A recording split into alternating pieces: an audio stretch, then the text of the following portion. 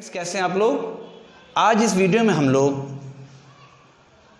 Figures of speech English literature का बहुत ही important एक टॉपिक है, इसको डिस्कस करेंगे।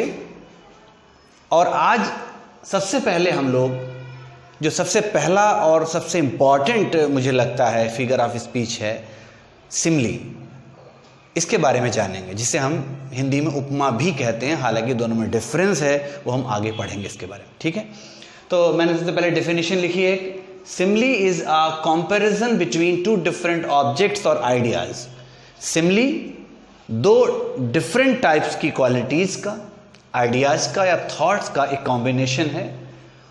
इनको कंपेयर करने के लिए हम कुछ वर्ड्स यूज करते हैं, जैसे एज है, लाइक है, सो है, एज है या एज लाइक है।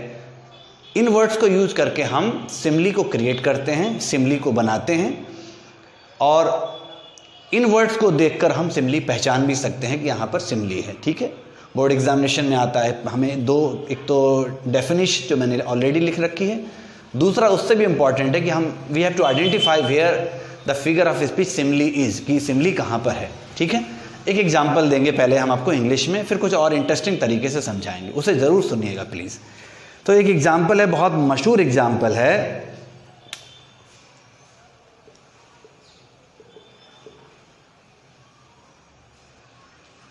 Life is like a dream. ये लाइक को देखेंगे, अब हम समझ जाएंगे कि यहां पर सिमली है कि जीवन या जिंदगी एक ख्वाब की तरह है। तो ये जो लाइक वर्ड है ना या एज है, ये सिमली को डिफाइन करेगा, ये बताएगा कि यहां पर सिमली है। अगर आपको इससे भी क्लियर ना हो तो मैं कुछ इंटरेस्टिंग तरीके से बताऊंगा, प्लीज़ इसे ध्यान से सुने।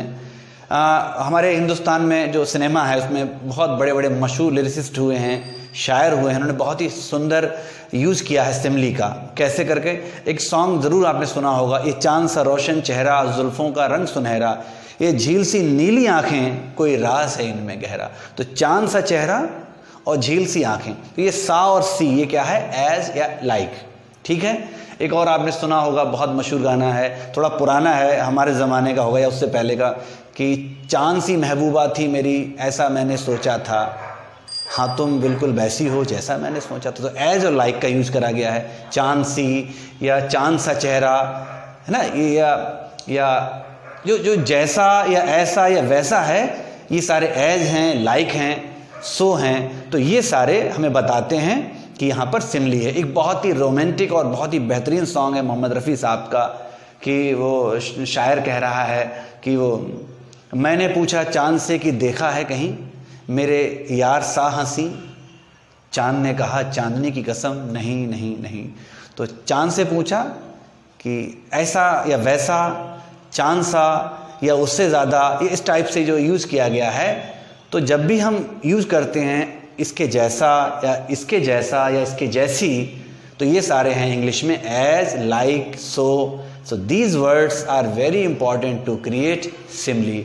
इससे हम सिमली को पहचान सकते हैं, ठीक है। एक और इंटरेस्टिंग एग्जांपल है मेरे पास ये बताने के लिए कि सिमली और उपमा में डिफरेंस क्या। अक्सर लोग ये मान लेते हैं कि जो सिमली है वही उपमा है हिंदी में।